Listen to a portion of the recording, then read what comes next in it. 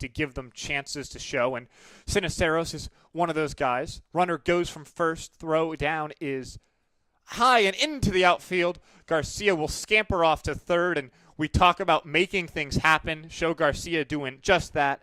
Steals the base, forces the high throw, and takes an extra 90 feet on the error. That's a great job from him, not only to steal second, but then recognize that ball's in the outfield, because that's a split-second decision whether you think, oh, can I make it? And he was aggressive and went all the way, and now they got a runner in not only just scoring position, but on third base.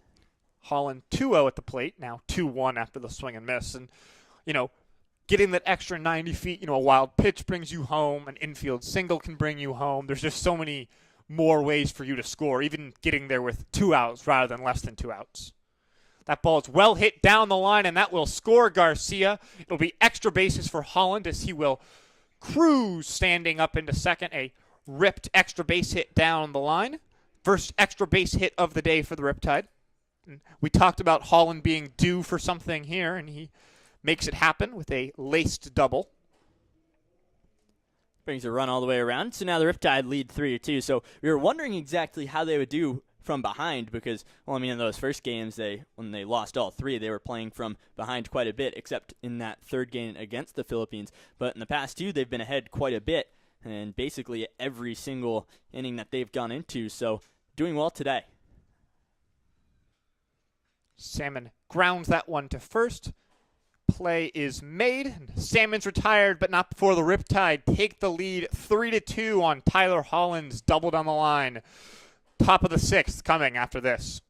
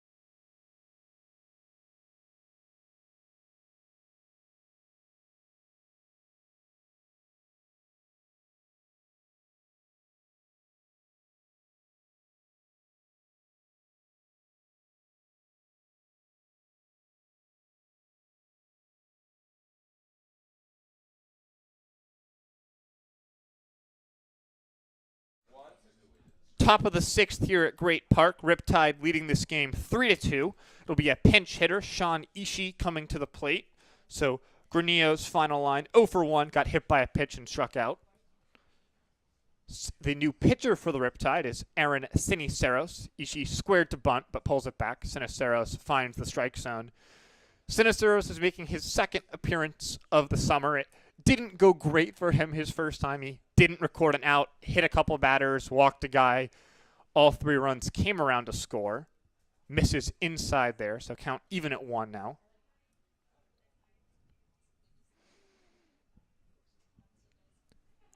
Ishii is a second baseman just like Granillo, so he should stay in the game defensively at the Keystone.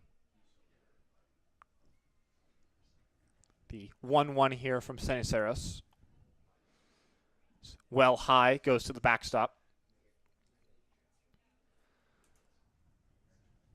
Ceniceros is from Cal Poly Pomona, and control's been an issue for him his whole career. He walked 7 4 2/3 for the Broncos. Over summer ball at Bethesda, he walked 20 in 18 innings, so certainly an issue that he's been struggling with. The 2-1 catches the inside half of the plate, count even at 2. So he's actually one of those guys that he played catcher before he ended up becoming a pitcher. When the team's in BP, he's actually hitting ground balls out toward the field the entire time. Certainly an interesting pipeline to go from behind the dish to throw into it. But one just misses the outside corner. Well, you talk about guys who do that. One of the top closers of all time, Kenley Jansen. He's a guy that does that. I know that might be a hot take saying he's one of the top closers of all time, but Dodger fan here, I he's a think top he closer might of all time. He's not Trevor Hoffman good, but he's a top closer of all time. 3-2 count now here to Ishii. Ceniceros chopped back up the middle. Going to be a tough play to get the speedy Ishii. No chance there for Sho Garcia. So Ishii will reach on the infield single. That's a really tough play for Sho Garcia coming across his body like that. But the fact that Ishii hit that ball and it bounced on the upslope of the mound even slowed it down a little bit more. So tough play for Garcia to fling that one over and an infield single for Ishii. It'll bring up Jacob Rosenfield, the number 7 hitter in this lineup. He's playing right field at the moment. He's 0 for 1, double play, and then a hit by pitch his last time up. Ceniceros coaxes a foul ball out of him. 0-1 count.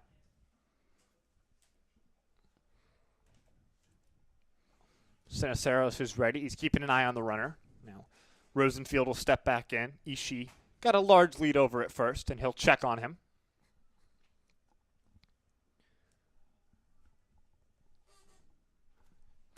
In the bullpen right now for the Marlins is shortstop Mark Immerman, so he's expected to come in and pitch. He's been playing shortstop for most of this game. That one is fouled back by Rosenfield, so 0-2 count now. Ceniceros ahead of him. You know, Ceniceros, if he gets into a jam, he's pretty flexible. He actually can do the splits. So I haven't seen him do it, but he claims that he can get down and do the splits. Personally, to me, is very impressive. 0-2 now. Runner goes. No chance for Troncalli as that ball was in the dirt. So Ishii will take second. Stolen base for him. How do you figure out he can do the splits? You know, you get chatting with the guys in the outfield. Did that just come up in casual conversation? I think it might have been on his fun facts page on there you go. on Cal Poly Pomona's website. I can't remember exactly, but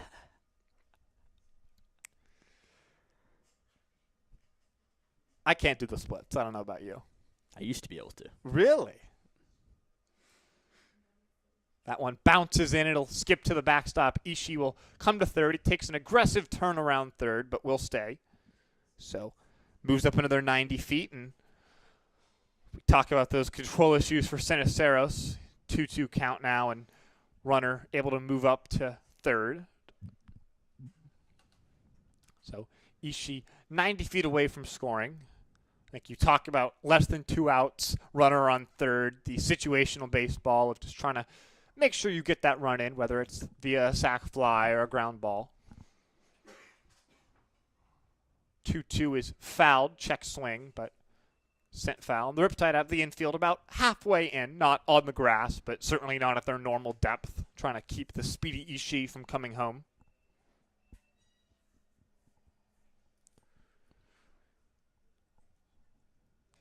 Rosenfield back ready in the box now for the 2-2. He lifts this one out towards center field. Should be deep enough to score Ishii. Ishii tags up, and he will come around to score comfortably. So this game is tied at 3 after the sac fly from Jacob Rosenfield. That's the situational baseball, and the Riptide sort of give away a cheapie there. Infield single, stolen base, wild pitch, and then just a lazy fly ball towards center. But run nonetheless. That makes the score 3-1 or 3-3. Excuse me. We're tied up here. Wyatt Crosby coming to the plate now. That one misses high. And we talked quite a bit, or at least I've talked quite a bit, with head coach Brian Evans, about, when we don't play sloppy baseball, things are looking really, really good. And that was partially yesterday, other than those 2 errors, which had those 2 runs come across, both of which unearned. And that's kind of just what happens. And he said that's somewhat been the story so far. No, for sure. Both teams have sort of struggled with that. 3 errors in this ball game, and they sort of all proved costly in at least some form or another. 1-1 here from Siniceros is inside, so 2-1 count now. I think that's pretty typical for baseball at really any level. You watch a major league game, when teams play good fundamental baseball, they win a ton of the time, and that's extra true at these sort of lower levels, that playing clean baseball is extra important, as that one is sent off towards the parking lot. I parked further away this time, You did. So I should be safe. I there were a couple that were a little scary yesterday, so I decided I'd park one more lot over. For those of you who weren't on our radio call, I was certainly scolding Sam for parking his car so close. I don't want to walk so far into the stadium. 2-2 here now on Crosby. He swung at one that might have hit him, but foul ball back towards us. Those are the most embarrassing ones to me as a hitter, when you swing at a ball that hits you. You sort of play defense with the bat to keep it from hitting him there. So, tie ball game here at 3. 1 out, no one on base in the top of the 6th. Siniceros deals, and that one is lined into center field. Base hit for Wyatt Crosby, his 2nd of the ball game. That'll bring up Brady Werther, the first baseman, hitting 9th in the order here. They'll had to get Emmerman out of the bullpen, as he's required to come out on deck now for the Marlins. But I think he still should be good to come back out and pitch. So Werther with that wide open stance. He's 0 for 2 today. Struck out looking and popped out to the pitcher while trying to bunt. That one catches the outside half from Siniceros. Ahead 0-1 with Crosby over at first, the center fielder.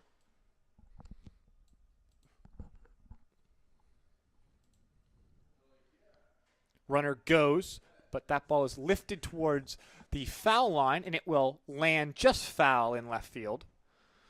Would have been a tough play for Carter Dans, who's getting his first appearance out in left for the Riptide this season. We saw Justin Heffler struggling with some balls that were coming back and forth in left field, though the flags are a little more stationary at the moment in center. So ahead 0-2 with Siniceros. Keeping a close eye on Crosby after he ran last time. That one misses away. As we were able to see that fly ball that was foul on that third base line, we were able to get a good look at Riptide bullpen. Dylan Nieto throwing the football around, starting to get a little bit loose. Nieto, just like Siniceros, on a 10-day contract, and these games are extra important. Runner goes. Throw down from Troncale is not in time. It looked like he might have been able to get that tag on the back, but Crosby sneaks in and steals the second base of the inning off Siniceros. Troncale thought he had him. Immediately did what was thought to be the signal for challenge. Obviously, there's no challenge here, but he certainly thought he had him, and I thought it was pretty close. No, he did a good job of sort of fading that ball off to the right side of the second base bag. 2-2 count now here on Werther. Now runner in scoring position. Bounces in, so Siniceros was ahead 0-2. Counts run full. You never want to walk the number 9 man in the lineup. Werther looking to do that here. Jake Spence goes to pick up a ball in the Riptide bullpen. Payoff pitch here. Looks like some dancing going on at second, but Siniceros falls as he delivers, and ball gets to the backstop and will allow Crosby to move to third, Werther to move up to first on the walk. Dell just didn't like whatever he planted on there. Immediately looks directly down after he throws it. And sometimes that happens for pitchers. If you can't land exactly where you're hoping to, or your plant foot's a little bit off and it finds a divot, that can totally throw you off entirely, which you can see it did there. It looked like as Coach Evans comes to the mound here, I think he was trying to avoid a balk ball throwing that ball, but unfortunately it got away from the catcher, so you weren't able to prevent the runner from moving up like you would have on a balk. And it was ball 4 to Werther, so had he just eaten the balk, it probably would have been better off, or if he'd been able to obviously deliver a pitch close enough to keep the runner on second.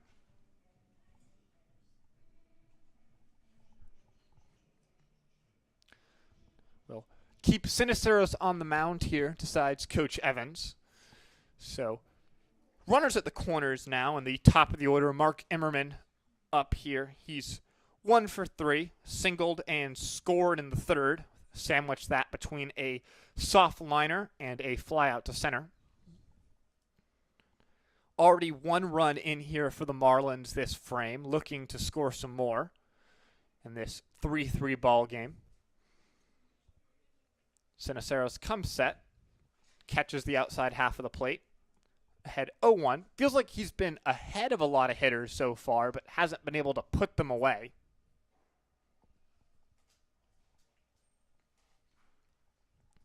The 0-1 now.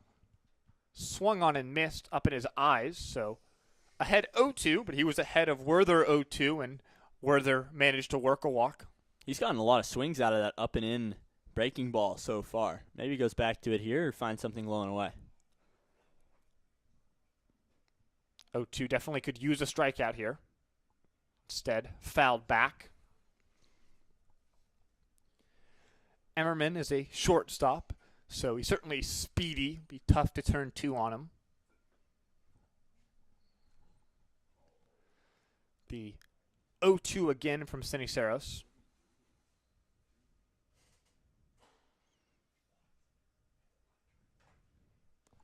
Misses the outside half, so 1-2 count now.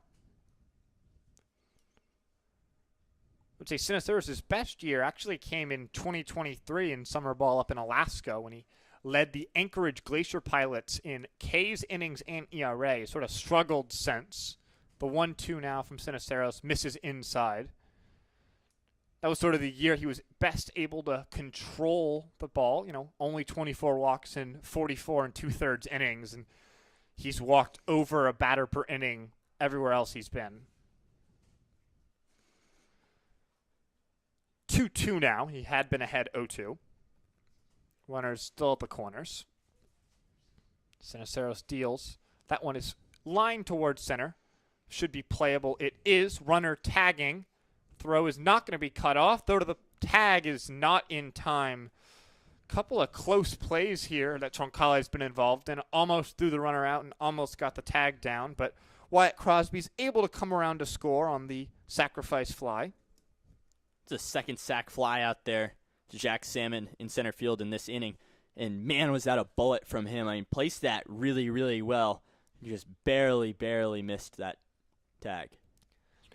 Unfortunate for the Riptide, but they trail again here, 4-3, in what's been a back-and-forth ball game.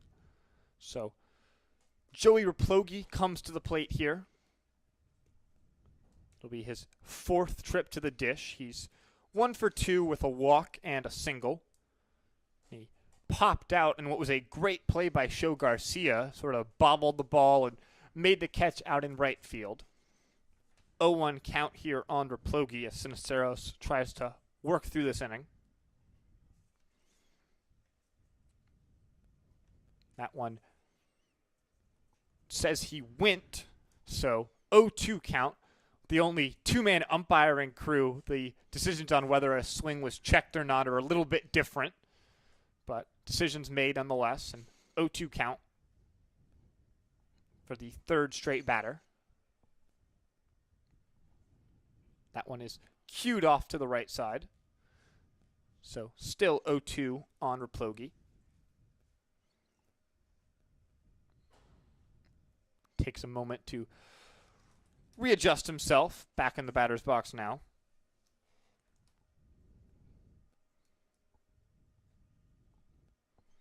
0-2 on the outside half.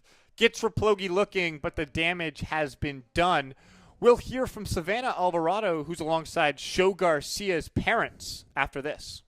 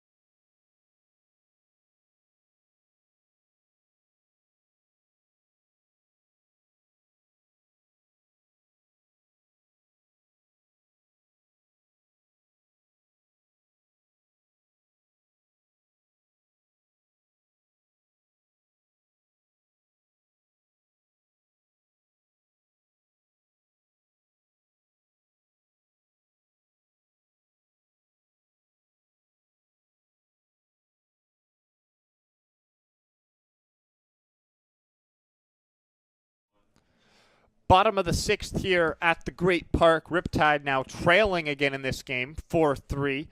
Brady Pettit, who's walked twice and came around to score the Riptide's first run of the game, still facing off against Keller Slotnick, working into his second inning here.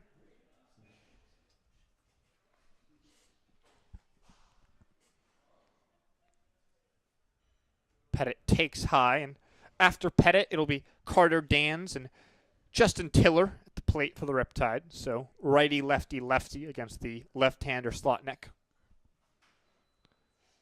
Takes a strike on the inside half. 1-1 count now to Pettit.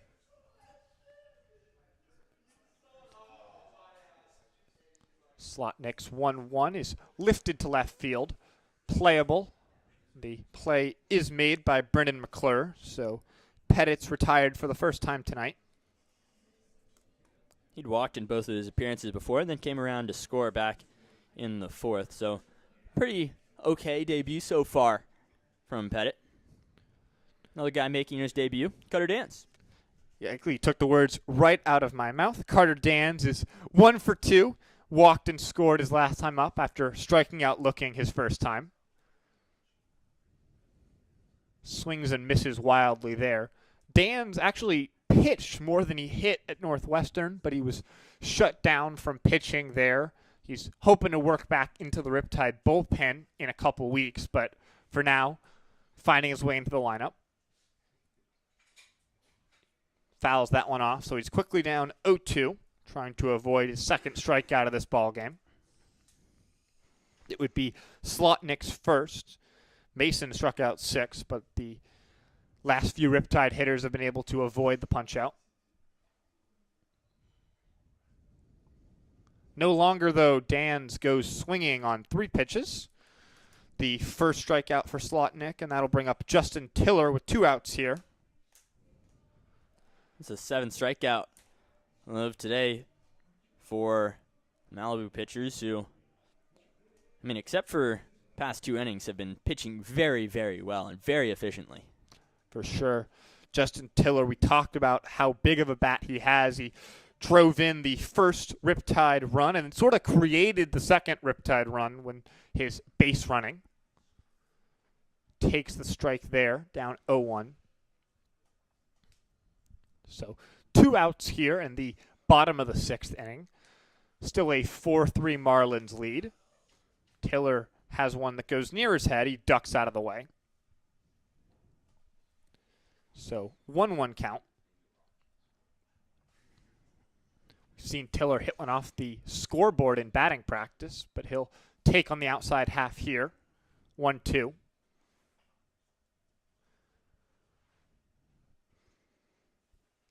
His numbers at Cypress just jump off the page. Almost a 500 on base percentage, nearly an 800 slugging. He's really everywhere for the Chargers. Fouls that one back towards us. So still a 1-2 count here on Tiller.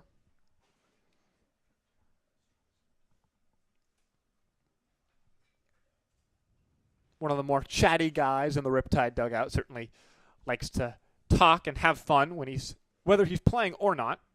The 1-2 now. Outside, so 2-2 count. I've had a whole lot of great conversations with him. Actually, a huge basketball guy. Goes and plays pickup quite a bit all over the place. So maybe if you go out in this Orange County area, you'll play a pickup game with him.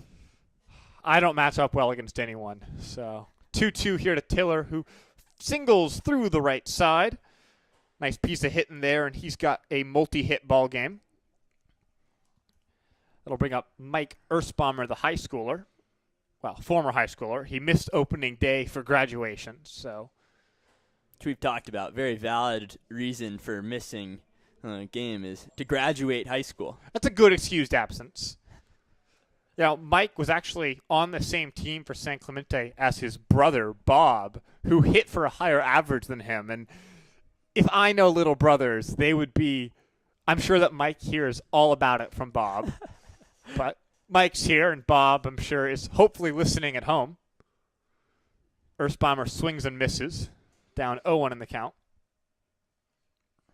Back in his first at-bat, flew out toward right field. It says F9 on our paper, but man, was it so close to being a home run. Now that 362 marker out in right center was certainly being threatened.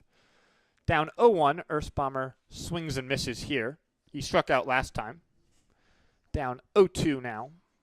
Gotta remember, these are his first at-bats in a game scenario against college pitchers. So a little bit different. Ersbommer was part of the North-South All-Star game that took place here at the Great Park, playing on the winning South team. He flew out a couple times in that game as they takes that one for a ball.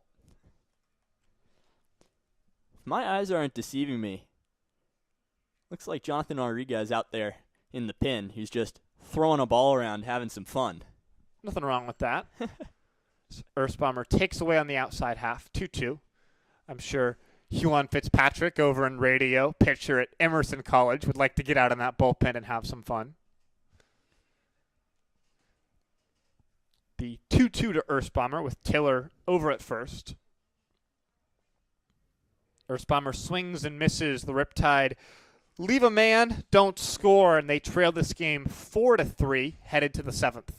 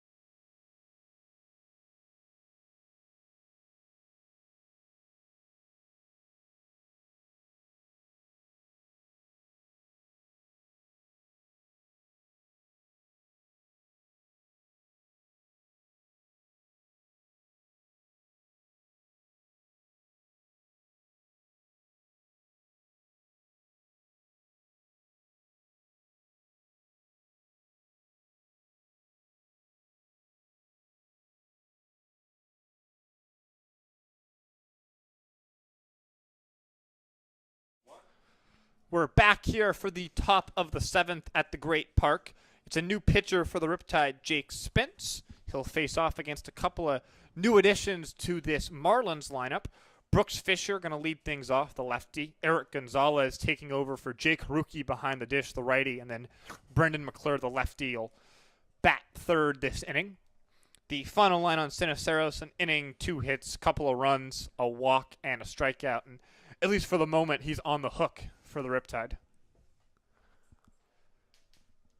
Spence, another guy on a 10-day contract, looking to prove what he's worth here. He catches the outside half. 3-pitch mix for Spence, a sinker, slurve, and changeup. Tops out at about 93.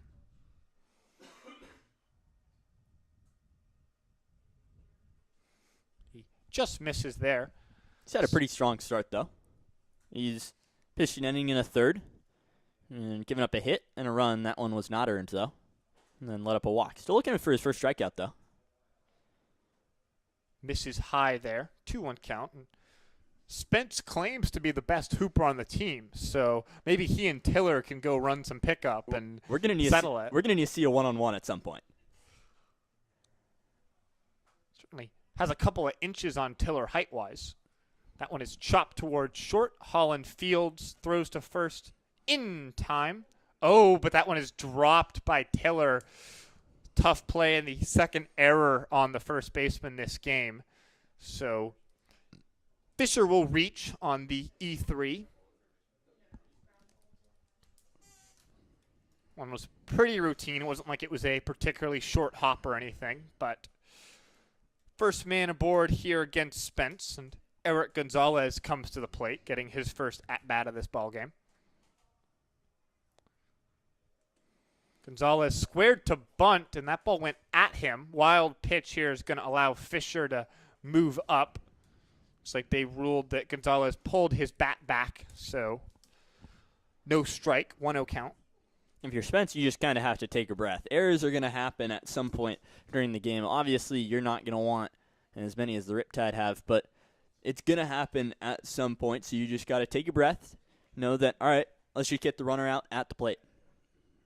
At least for the moment, that play is being scored as a hit, not an error. So there's a brief pause here.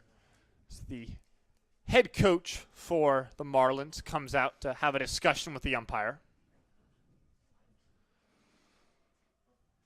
Hard to read lips from behind them, so looks pretty civil at the moment.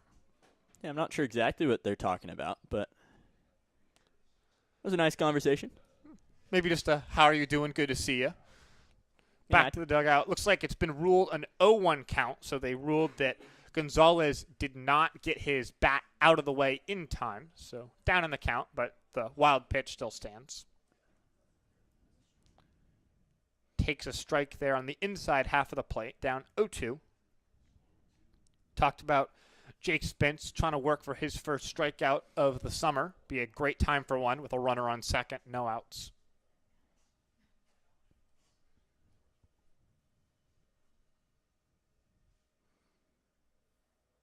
Spence gets just that, a swinging strikeout on Gonzalez. So Spence's first strikeout, a much needed one, first out here of this top of the 7th inning.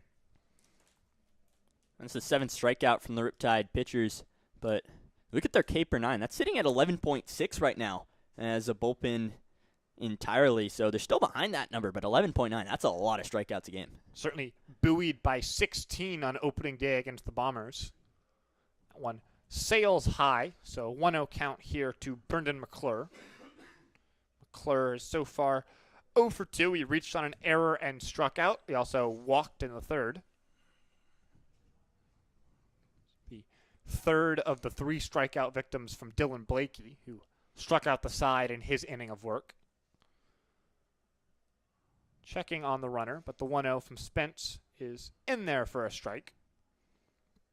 I feel like it's rare that you see a guy like Spence there was sort of looking at the runner even as he began his motion to the plate, but able to lock in on the plate and deliver the strike anyway. I also noticed he held that knee up a little higher than he normally does. That one catches the outside half of the plate, so ahead 1-2. whether he knows it or not, he's working in some pretty good timing disruptions right now on McClure. Sure. Something that the Riptide coaching staff were talking about. They sort of got ran all over the base pass against the Foresters and against the Bombers on opening day. Had a better job of containing the running game since. 1-2. Get called out on strikes. McClure goes looking. Second straight strikeout from Spence. A nice pitch there that found the bottom of the zone. I was talking about it after the error and then the wild pitch. I was saying all he needs to do is just take a breath. And since then, 2 straight strikeouts. So certainly has done that and starting to find his rhythm. Should hire you as the pitching coach. Maybe they should. I haven't pitched since 6th grade. You were talking about your pitching abilities, though, pre-game. Ishii takes away. I said that I'd put 45 right down the middle. I'd be throwing BP, basically, if I went up there. You said 65. I think you can give yourself credit for 65. I don't know. I think my elbow, I'd go have a conversation with Tommy if I tried to go 65 right now. 1-0 count here on Ishii, who singled and scored last time up. Chops this one towards Holland at short. It's going to be a really tough play. Holland had no chance and threw the ball away. Run will come around to score here on an errant throw from Holland. And I think that's one that Holland should have just eaten. He really didn't have a chance to get Ishii at first and instead forces the throw and gives up a run. It's the second time that we've, seen Ishii hit the ball kind of in the infield and get a single base off just solely his speed. That one hopped up to Holland, and by the time he got it, again, Ishii already basically at first. He had to rush his mechanics to get that throw over. So it'll be Jacob Rosenfield up. So they'll check on Ishii. Some sloppy baseball for the Riptide this inning here. So probably could have gotten Fisher out, said it was dropped, and then a couple of strikeouts followed by the infield single that allowed Ishii to reach. That one is flown towards right center, but falls for no one, and so runners will move up to first and third here. That one sort of perfectly placed between Jack Shamman, Sho Garcia, and Riley Hunsaker, and no one had a play on the ball. I mean, Sho Garcia has already made a great play today, an over-the-shoulder catch. That one just out of his reach, wasn't able to get it on that slide. Indeed, a tough play for the Riptide, and that's sort of how it's felt tonight. You make a mistake and then sort of compounds a little bit of bad luck there on the blooper, but still got to come back and overcome here. So Wyatt Crosby, the number 8 hitter, steps into the box. He singled and scored last time up. He lines this one, short hop, nice play made, and on to first. Garcia get out of the inning, but the Riptide give up another run with some sloppy defense. It's time to stretch here at the Great Park.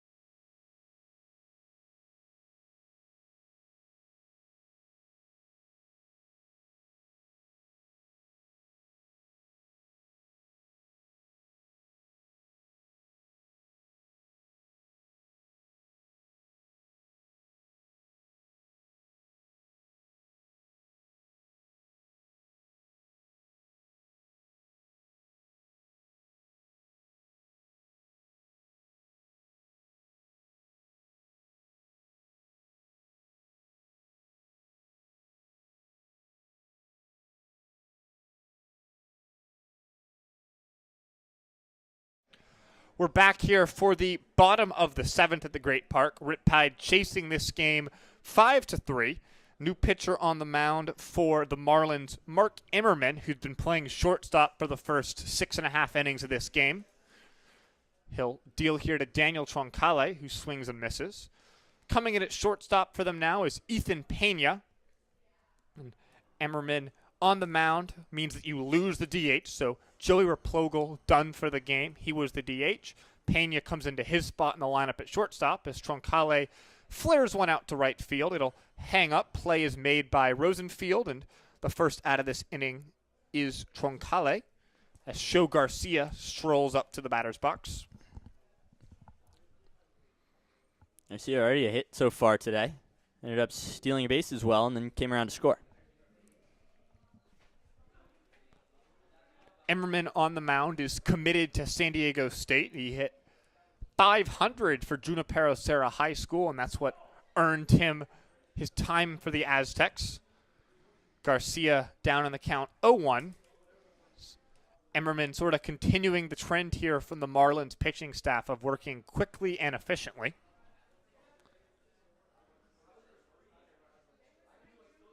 Garcia flares that one out to right field, falling fast, and play diving is made. But the ball bounced, so the play is not made. Jacob Rosenfield couldn't get his glove under the ball, so Garcia will reach safely.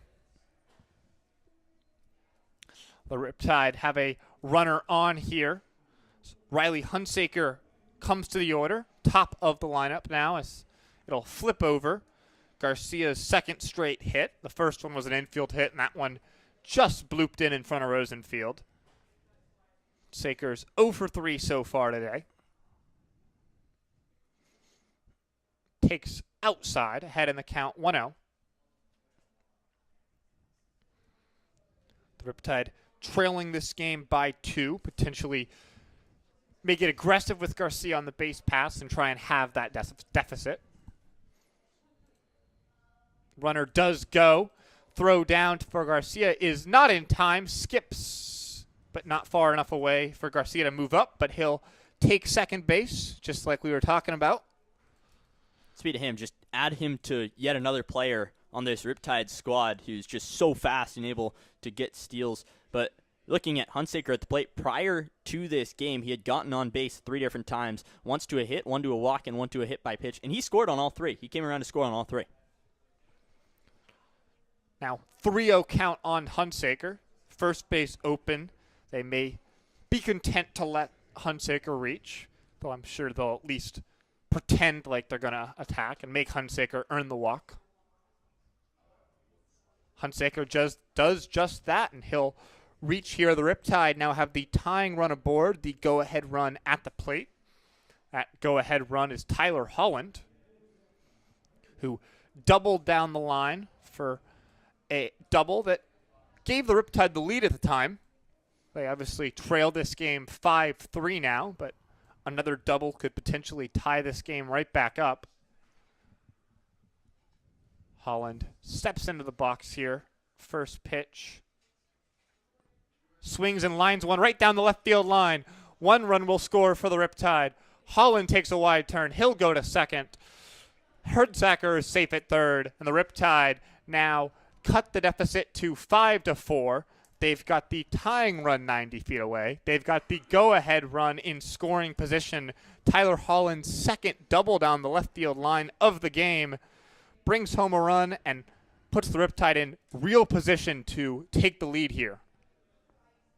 You've been able to see the difference in how the Riptide have played from behind in this game compared to the earlier 3 games, and I mean, the difference is the bats are starting to get hot here late.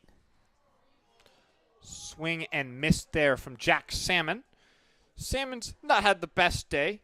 0 for 3, couple of strikeouts and a ground out, but infield in here. Big at bat for Salmon. Takes away 1-1.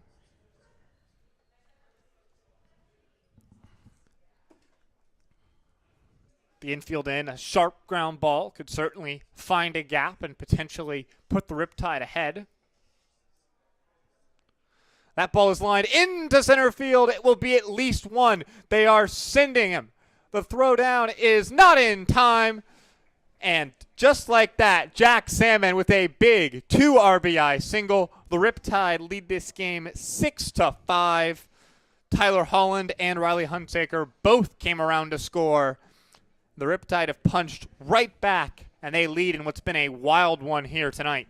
Wasn't having the best game, but clutch players come in at clutch times. And here in the bottom of the 8th inning, Salmon did exactly that, putting the ball right where he needed to in the outfield to get those runs across.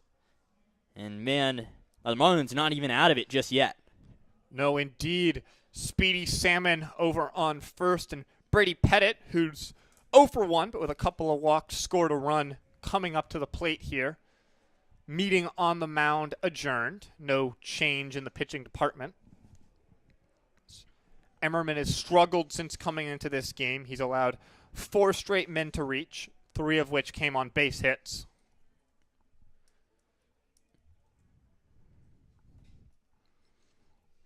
So Pettit settles into the box here. 0-0 count. Runner on first is Salmon. That ball is fouled back over our heads. In the bullpen, Kenny Raplogi, the brother of the DH Joey, is warming in the bullpen. He's just 17 years old and was expecting to only get the 8th and 9th, but if there continues to be trouble for Emmerman, he may have to come in sooner. 0-1 to Pettit. Taken for a strike. Looks like there was a intent to backpick from Eric Gonzalez, but Salmon was back quickly.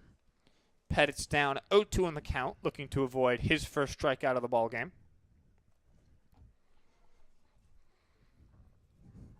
0-2 here. Pettit fouls one back over the netting, so he'll live to fight another day. The Riptide, like you've talked about, they've done a great job of punching back today. It's felt like both teams, every time someone's gotten punched in the mouth, they've caught back up and thrown a haymaker right back. 0-2 here to Pettit on the way from Emmerman. Pettit cues one that will stay foul down the first baseline. We saw one earlier in the season that was sort of rolling like that on the first baseline that kicked back fair. So heads up play from Jack Salmon to be hustling to make sure there was no chance to double up the Riptide. But stayed foul, so Pettit will do it again, down 0-2.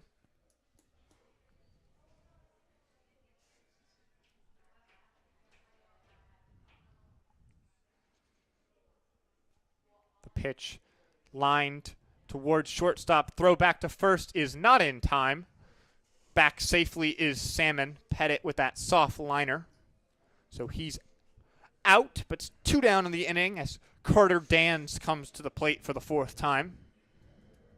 Singled and scored back in the 4th. He sandwiched that with a couple of strikeouts around it, one looking, one swinging. It'll be his first time facing off against Emmerman, though. Salmon on first. He's speedy, and with 2 outs, he can run on contact. That one catches the outside half. Dan's down 0-1. For Dan's, the 2 strikeouts both started with him going down 0-1. The single, he was ahead 1-0. We'll see if he can change that trend here. Swings and misses there. He's down 0-2. Looking to avoid the sombrero. So Riptide leading this game 6-5. 3 runs already in this inning. Dan staring at an 0-2 here with Salmon on first. Salmon runs, pitch down, and he'll easily take second. No throw down. So runners in scoring position now for Carter Dans. It's a nice base running aggressiveness from Jack Salmon.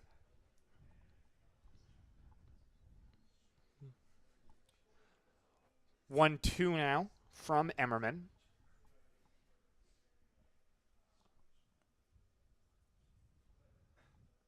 Dans fouls that one back off to the left side. 1-2. Pretty aggressive shift here on Dans. Got the second baseman Sean Ishii on the outfield grass. Brady Werther's staying very close to the first base line. Infield 5.5 hole.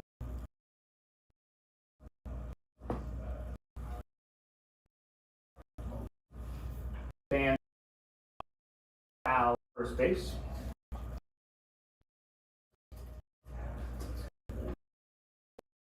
Here.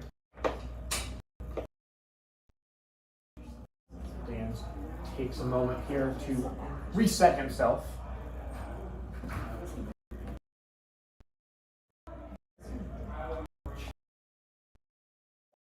One, two now. Dan. Swing, misses. Out, Riptide. Oh, they did some damage. They lead this game 6-5 after 3 runs. Highlight Salmon big hits. Will head.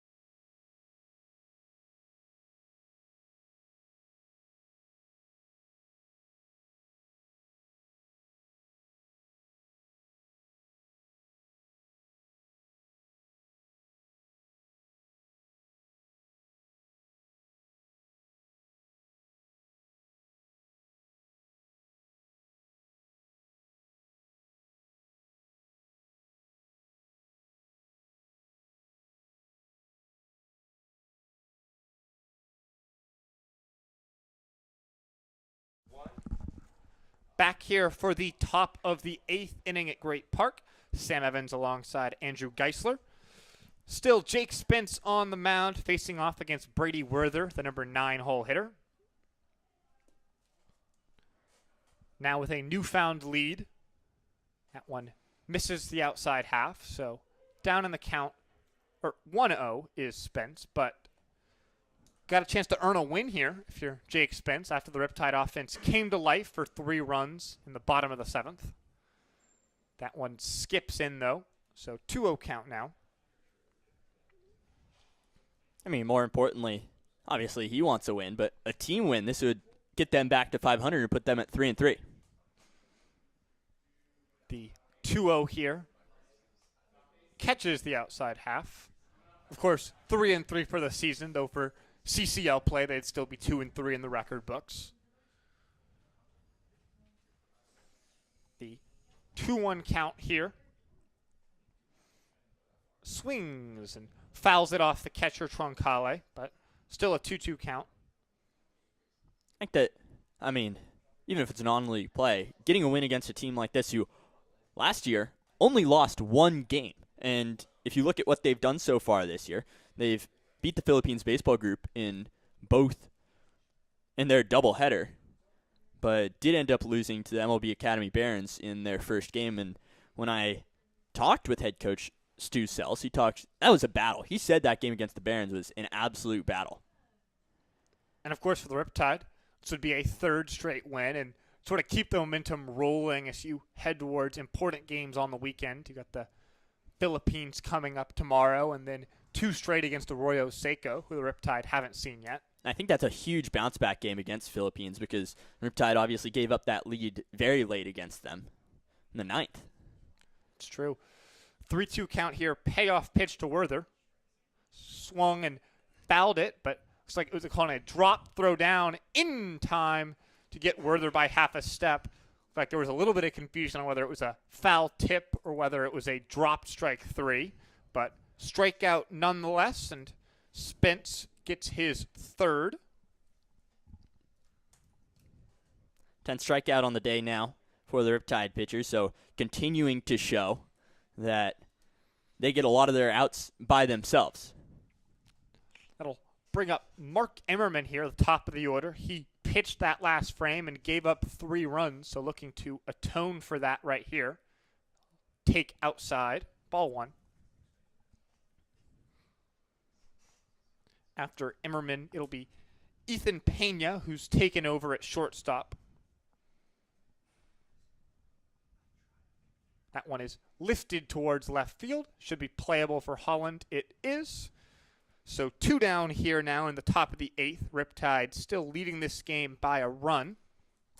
As Ethan Pena strolls to the dish for the first time. You can close the book on Rapogel. He went 1 for 3, walked, had a single, struck out looking. So not the best, not the worst day at the park. Pena with 2 down, bases empty, looking to start something here for the Marlins. Takes down, ball 1.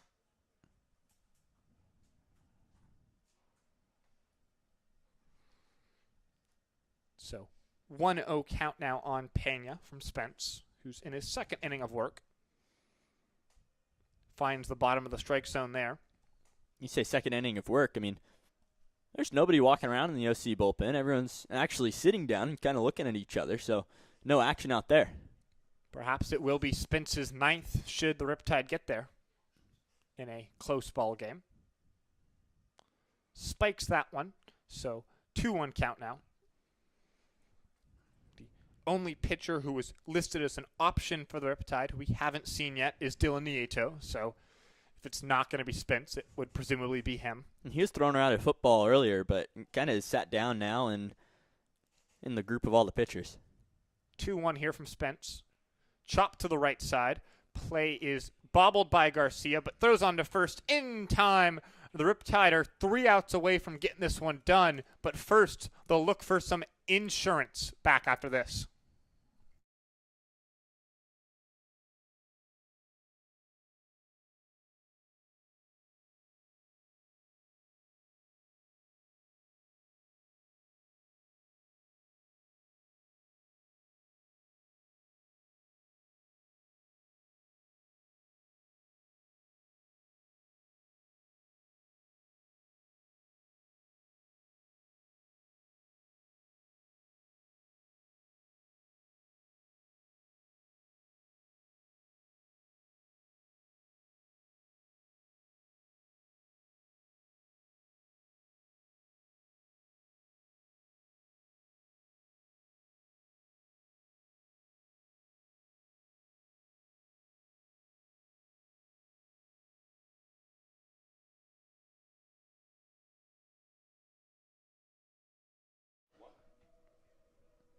And we have a little bit of a sponsor read here as we head toward the bottom of the 8th.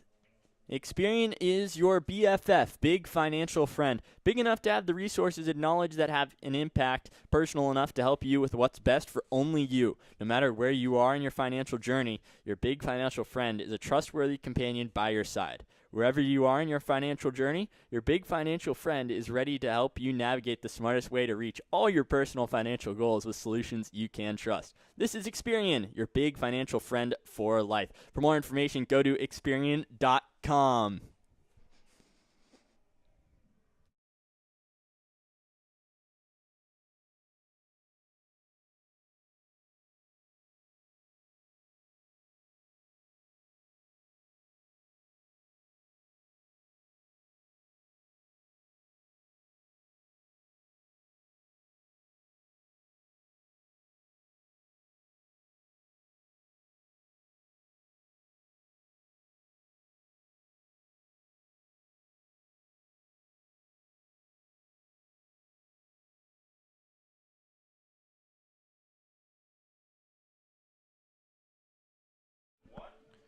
We're back here for the bottom of the 8th. It'll be 6, 7, 8 in the Riptide order. Justin Tiller, Mike Ersbommer, Daniel Troncale.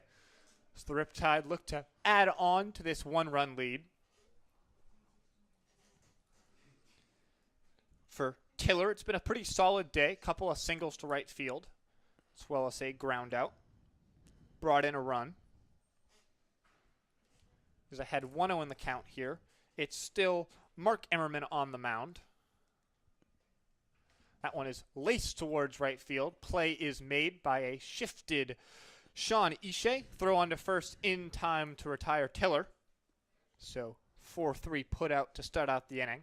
Looks like Ishii did his homework because he was shifted way out there and deep into right field. I mean, he was not deep into right field, but for a second baseman, anything into the grass is somewhat deep, and was easily able to make that play over to first.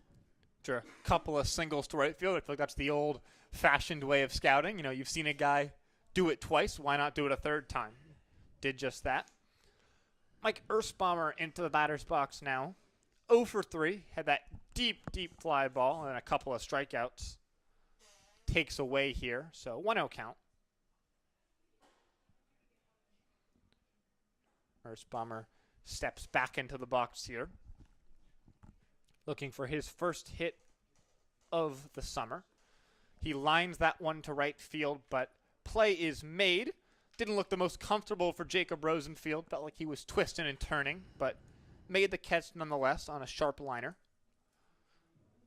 So Daniel Troncale strolls to the plate with 2 outs here in the bottom of the 8th, which has gone quickly so far. Riptide lead this game 6-5. Bases empty for Troncale.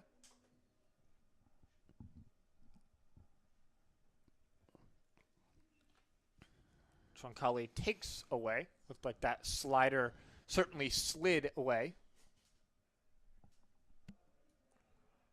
Troncale still looking for his first hit on the blue and orange and symbolize the Riptide. Swings and misses instead. So count even at 1. Troncale, I asked him about what it was like getting the call to join the Riptide. He said Coach Evans gave him a call, and he said, I'd love to come play for you guys. So he's here and excited about it. Takes away, so 2-1 count now. I'm talking about a guy who hits the ball to the right side of the field. He has 2 flyouts toward right field and then 2 groundouts in his last game towards second. So you say that he lines one to the left side of the field, but play is made by Brooks Fisher. We'll head to the top of the 9th. Riptide up 1. Jake Spence looking to shut the door and get a Riptide's 3rd straight win of the season.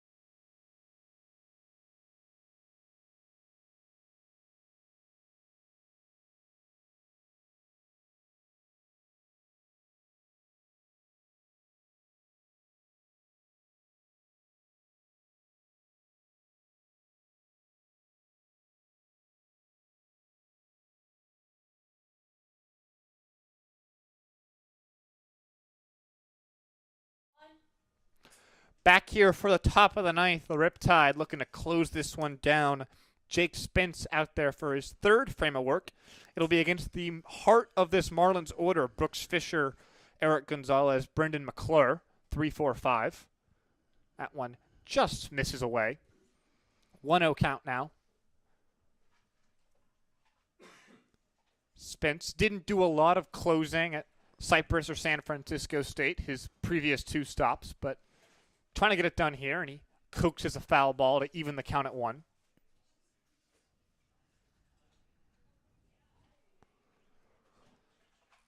Riptide here have been back and forth in this whole ball game with the Marlins, and finally took the lead with that big 3 spot in the 7th, and trying to hold on.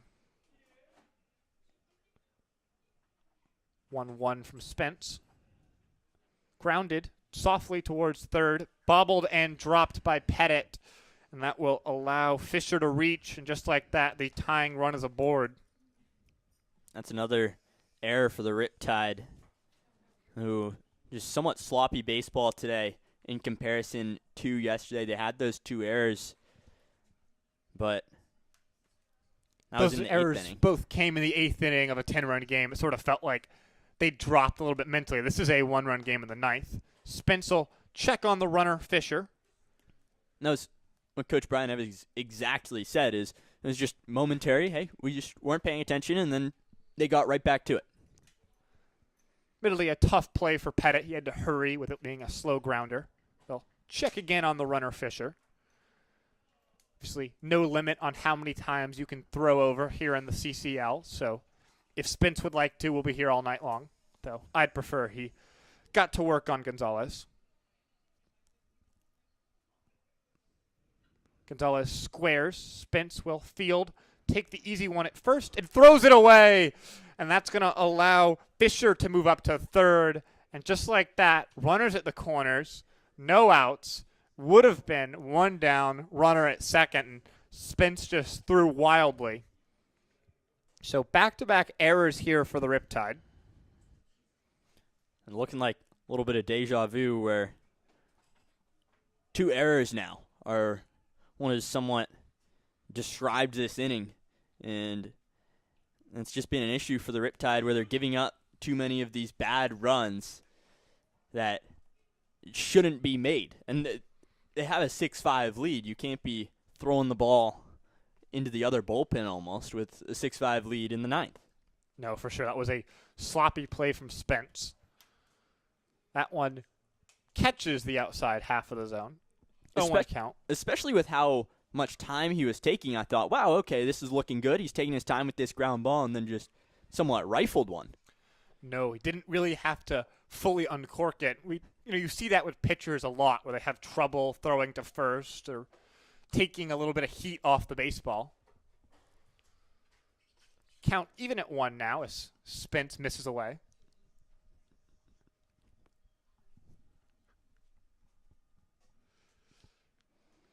So 1-1 here from Spence. Tying run on third. Potential winning run on first. This ball is lifted out towards center field. It'll be playable for Salmon, but this is going to tie the ball game here as Brooks Fisher comes in to score. So we are tied at the Great Park, 6-6. It's the 3rd time this game that there's been a sac fly out toward Jack Salmon in center field. None of which he really had a chance to throw home and contest the runner at all. But second one was somewhat close. That's fair. That's fair. It was a makeable play. Definitely not expected to be made. Sean Ishii into the batter's box. He's got a couple of infield singles today. Grounds this one to the right side. They're going to bobble it, throw onto first in time to get Ishii. But they called him safe. Looked like that play was made, but I'm not sure whether it was ruled that Taylor was off the bag or whether it was that the throw didn't beat him there. But we're going to have runners on first and second. It's a tough call for Matt Perez. The 2-man umpire crew is working from unusual spots, but it's the 3rd error of the inning for the Riptide.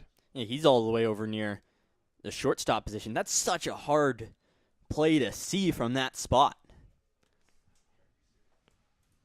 So the Riptide now runners on first and second for the Marlins. 1 out this inning. Jake Spence trying now to keep this game tied so the Riptide bats can have a chance to go win it rather than just trying to close this one out.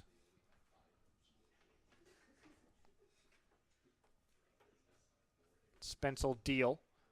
Fouled back. Counts even at 1.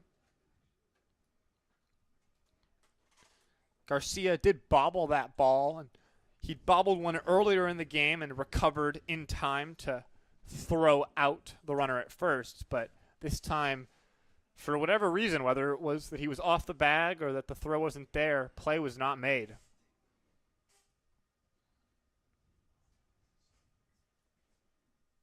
Now the 1-1 from Spence. Grounded towards third, but it'll be grabbed in foul territory. So 1-2 count. Would have been a really tough play for Brady Pettit, so perhaps a blessing in disguise for the Riptide that one just went foul. I think his best play there, if it was fair, would having to have been diving back to that third base bag because there's no way he's making that throw across the diamond. Don't let Brady hear that you say that he can't make that throw. I mean, that's an impossible throw. It's off balance, underhand all the way across. That's brutal. That's what third basemen live for, though. 1-2 here. Spence will step off. It's like wants to go over the signs with Troncale one more time.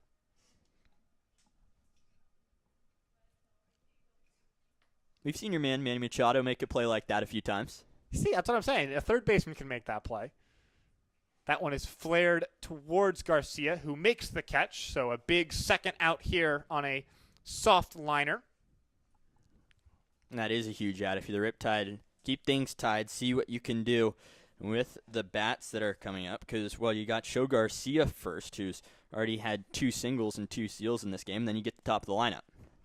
Indeed. It'll be Wyatt Crosby here trying to give the Marlins a lead. 6-6. That go-ahead run in scoring position. It's Eric Gonzalez, the catcher, on second. That one misses low from Spence behind 1-0 of Crosby. With a catcher on second, maybe not a certainty the run would score on a single. You don't usually see catchers who are particularly fleet of foot.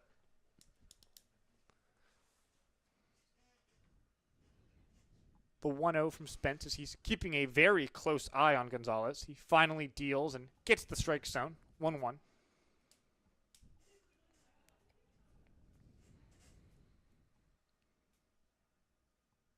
Spence certainly laboring in this inning, though not really his fault. There have been 3 Riptide errors this frame, making it 6 for the ballgame.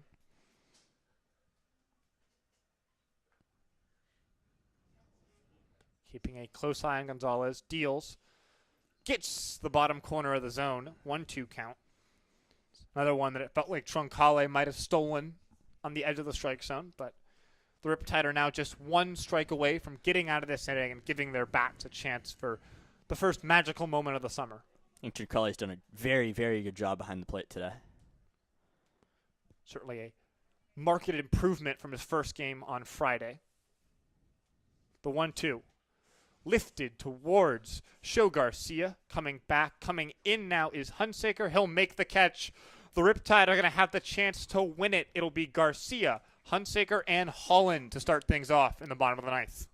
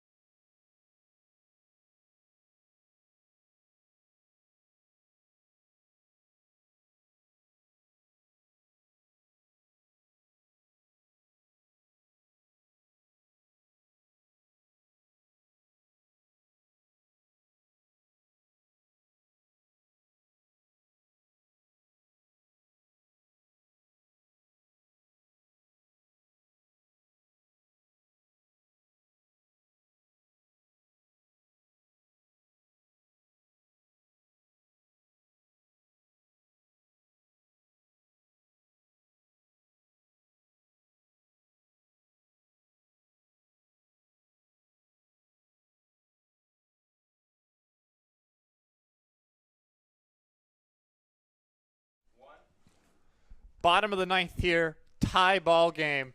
Riptide looking for their first walk-off win of the season.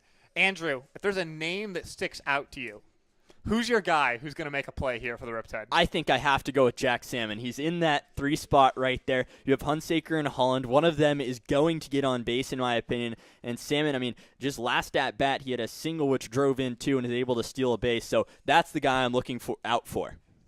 I like it. Certainly wouldn't complain if Salmon sent us home happy.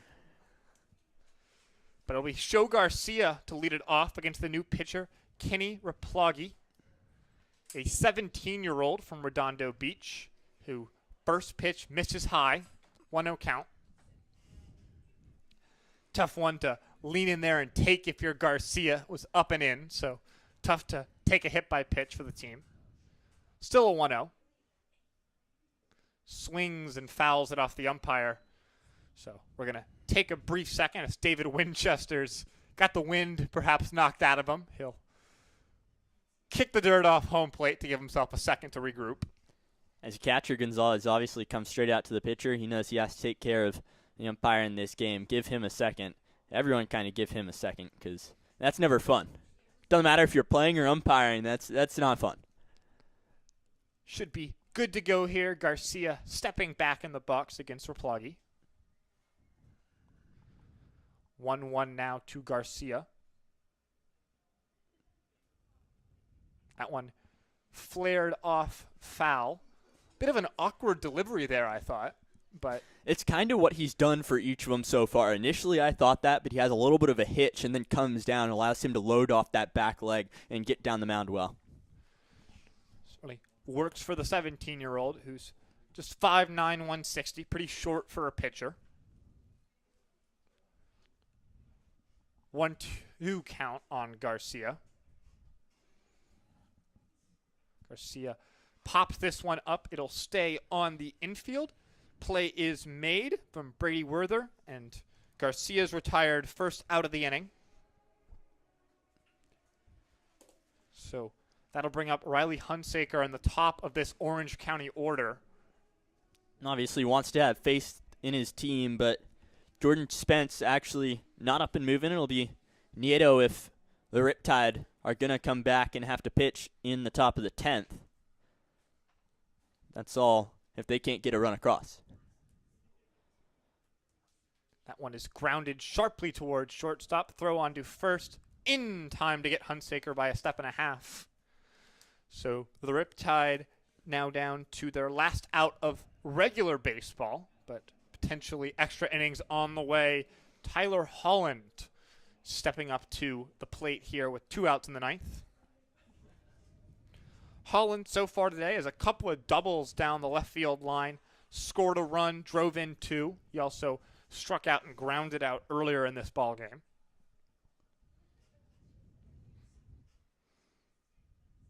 Holland takes well behind. He did a good job of getting his bat down to make sure there was no potential foul ball. For a guy who's coming into this game without a hit, 2 doubles and 2 RBIs is certainly something he takes. Takes inside, so he's ahead in the count, 2-0. Be the perfect way to put a exclamation point on an already big day if he could be the winning run here. 2-0 is lifted high in the air towards left field. Playable, and the play is made by Brendan McClure. We're going to have baseball at a discounted price per inning here at the Great Park, headed to the 10th.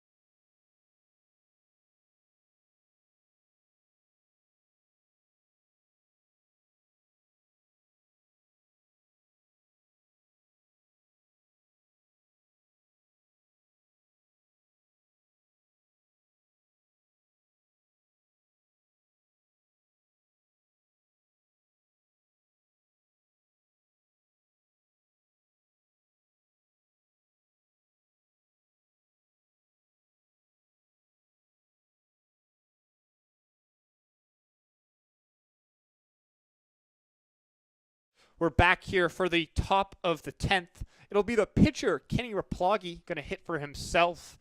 The Marlins forfeited their DH earlier in this ball game when they brought in Mark Emmerman to pitch. Wyatt Crosby is the runner on second to start off this frame. Fouled off by Raplogi. So the 17-year-old's going to have to hit for himself and then go back out there and pitch. On the mound for the Riptide, the new pitcher is Dylan Nieto. Had 0-1 here. Jake Spence's final line, 3 innings, couple of hits, 2 runs, but neither were earned. Didn't walk anyone and struck out 3. But he had that big error that cost the Riptide the chance to get out of the game with a win in the 9th. That one's fouled off, so 0-2 count here as Nieto is ahead of Raplogi. Reminder to everyone, since we are in extra innings, Wyatt Crosby is out on second base right now. So that was one of the numerous new things that was brought into baseball to try to speed things up, is the base runner starting on second once they're in extra innings. 0-2 here from Nieto. He'll step off. I think what's interesting is it turns out the runner on second doesn't make the game by time go quicker, but it does limit the amount of innings, which obviously limits the work on pitchers. So it's a beneficiary to teams with weaker bullpens, but the Riptide have plenty of arms, though Nieto is the last available today. He misses inside throw, get away, and that'll allow Crosby to move up to third on a wild pitch.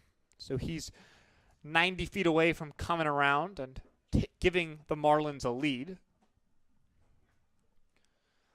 Though I think scoring only the 1 run in the top of extra innings is sort of akin to holding serve. The Riptide will bring the infield in here, though. I was joking before when Jonathan Rodriguez was pitching without a hat. Now he's actually out there with sunglasses and hat on, throwing around. Potentially the next man out of the bullpen after Nieto. That one is hit sharply. Play is made by Justin Tiller. That one was scorched, but right at Tiller. He holds Crosby over at third. Great play there by the first baseman. And I think that one is worthy of a star on the scorebook. Oh, right there. Absolutely. What a play by him. That saves the run right there. That backhanded stab. He was up at the infield grass right there. Just an absolutely beautiful play. And probably would have been extra bases down that right field line, potentially even a triple. So instead, 1 down, runner at third. Infield still in for the Riptide as the order flips over to Mark Emmerman, who takes a strike on the outer half. Dylan Nieto on a 10-day contract, sort of playing for his summer, I think, at the moment, and looking to secure a scoreless inning if he can and give the Riptide the best chance to win it. That one is grounded. Run will come home. Garcia bobbles, flips on in time to get Emmerman, but the run comes around to score. Garcia dropped that one about 3 times, but able to stay with it to at least get the sure out. That's happened a few times so far in this game. It's kind of one of those things where when it happens once, then you kind of start getting in your head a little bit. And if it happens a second time, then it just starts to become a little bit contagious. And I think that's something that we've seen. So 7-6 ball game now. The Marlins lead. Bases empty with 2 outs now in the 10th. Swing and miss from Ethan Pena, the shortstop. But again, the Riptide will have a runner in scoring position to start the next frame. So they'll hopefully be able to at least tie the ball game and then have a chance to go win it. Nieto catches the outside half, ahead 0-2. And I think that run coming in really makes it clear how important that wild pitch was, because that runner would still be on third if not for it. The Riptide would still be tied. Instead, trailing, Nieto looking to get out of the inning, 0-2. Swing and miss on Pena. The Riptide need at least 1 to keep it going, 2 to send the fans home happy back after this.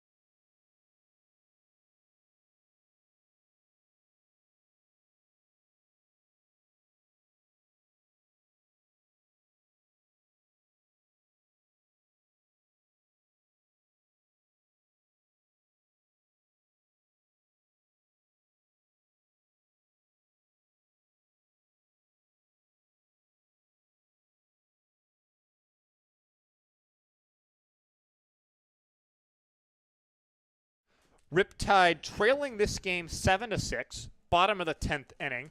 Tyler Holland, a speedy runner, will be on second to start this frame. Jack Salmon comes to the plate representing the winning run for the Riptide. After Salmon, it'll be Brady Pettit and Carter Dans, and then Justin Tiller should it get there. Salmon towing again against Riptide. So same pitcher on the mound here for the Marlins. Salmon takes down. Pretty big shift on Salmon, but they're guarding the lines. Third baseman Brooks Fisher is down near that third base line, so a big 5.5 hole if Salmon can send it there. Holland dancing around on second. That one taken away, so 2-0 count for Salmon, who again would be the winning run. Holland the tying run. And what has been, I think, fair to say, a chaotic and wacky game. Several errors from each team. That one is grounded sharply, but just foul. One bounced near the first base bag, but was foul. So Salmon 2-1 in the count. Holland will walk back towards second.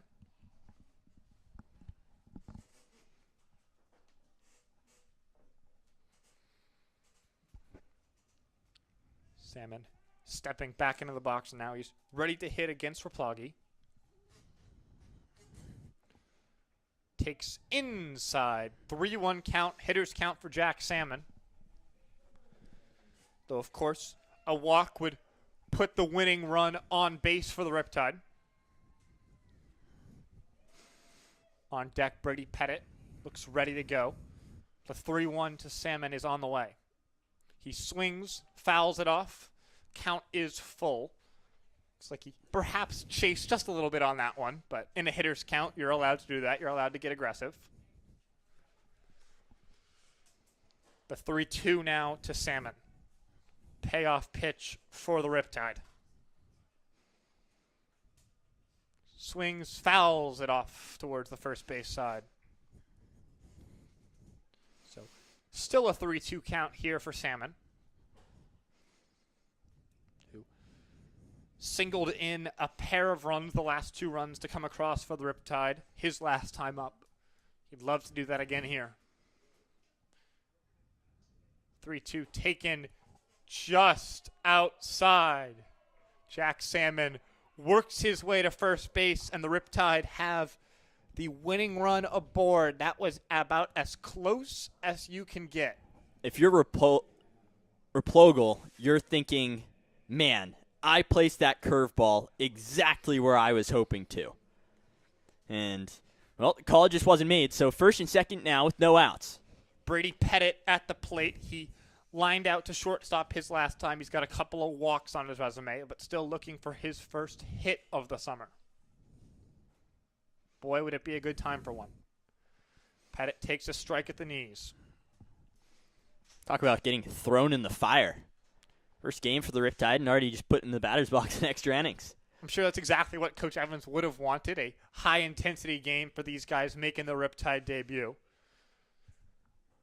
The 0-1 to Pettit. Takes high, 1-1. And I have a meeting on the mound here. Eric Gonzalez wants to chat. In comes the second baseman, Sean Ishii. Pettit's going to chit-chat with Grant Mayu about what to do. Everyone seems content and ready to go. So 1-1 count on Pettit. Tying run on second is Holland. Winning run on first is Jack Salmon. Both speedy guys, the dudes who you would want out there if you're the Riptide. The 1-1 to Pettit. Takes a perfectly placed off-speed pitch in the strike zone. 1-2 count now, and you have to battle here. You talk about in extras, you want to get that runner on second to third with less than 2 outs, so at least you can get a sacrifice fly home to tie this ball game. 1-2 to Pettit now. Fouls it off to the right side. Sorry, go ahead. You can somewhat see that there's still no pitch calm here as Holland might have signaled for his fastball on that last one. He's been out there on second for quite a while, seen a lot of pitches. Might be signaling for a curveball now. 1-2 here. It is the curveball. It's grounded short. Bobbled. Throw on to first is in time. They will get both of them. Pettit grounds into a 6-4-3 double play, and the Riptide are down to their last out just like that. Holland does move up to third on the double play, but Salmon is thrown out 6-4, and then Brady Pettit thrown out at first. Does not run particularly well. So the fate of the game relies on Carter Dans making his Riptide debut. He's 1 for 4 in this ball game, singled, scored a run, struck out the other 3 times. Tyler Holland 90 feet away to tie this game and at least send us to the 11th. Dans would be the winning run at home. Swings and misses at the first pitch. So 0-1 on Dans. I think it's important to stay alive in this at-bat as long as possible. A wild pitch could tie this game. We've seen that happen numerous times tonight. Dans lines that one, but just foul out in front by just a fraction of a second. Had he kept it fair, this game would be tied. Instead, the Riptide are down to their last strike. 0-2 on Dans. Tying run 90 feet away. And this 7-6 ball game that's gone back and forth all night long. The 0-2 to Dans. Taken low. 1-2 count.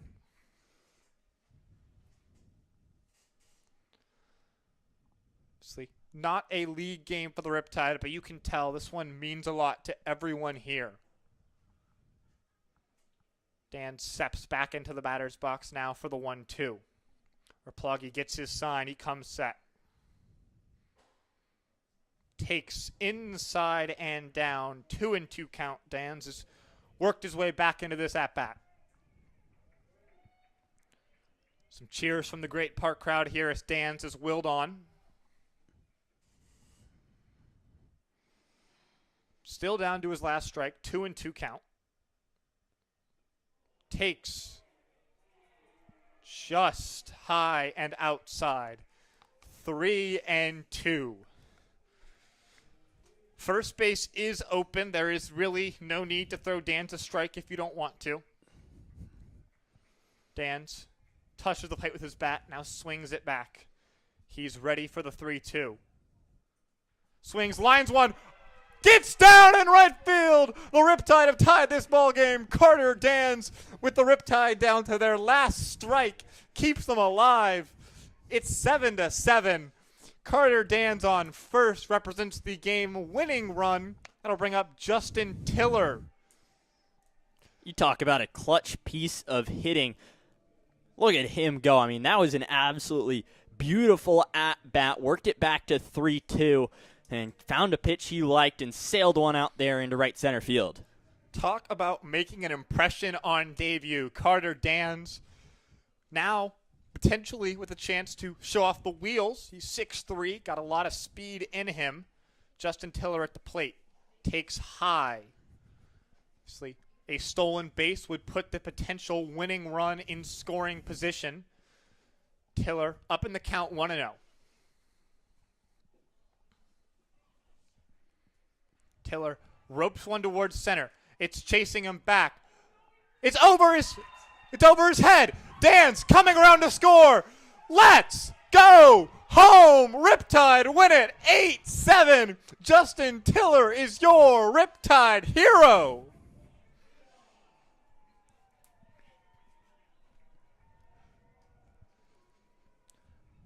I mean, that is as good as it gets. The Riptide down to their last strike. Justin Tiller sends one just over the glove of Wyatt Crosby in center. Carter Dans was off to the races. No chance to throw out the speedy Dans. And the Riptide have won 3 in a row, Andrew. And, I'm not saying it's his fault by any stretch, but I'm surprised that Crosby was playing as far in as he was. I would think that the outfield would be pushed all the way back, thinking nothing behind them. But And it turns out to not be that way, and Tiller sends us home, just as you said. Do I even need to ask, or is anyone but Justin Tiller your player of the game? Absolutely, I think Tiller is, and if it's not him, it's Carter Dans on that 3-2 count just to go. Put that one into right center field. 2 singles, came across to score on both of those. I mean, a Riptide debut for him. That's a good one. That is it from Great Park. Sam Evans, our director, is Lonzo Rivera. Andrew Geisler alongside me. The Riptide will be back in action here tomorrow night at 6 p.m. against the Philippines, looking to win their 4th straight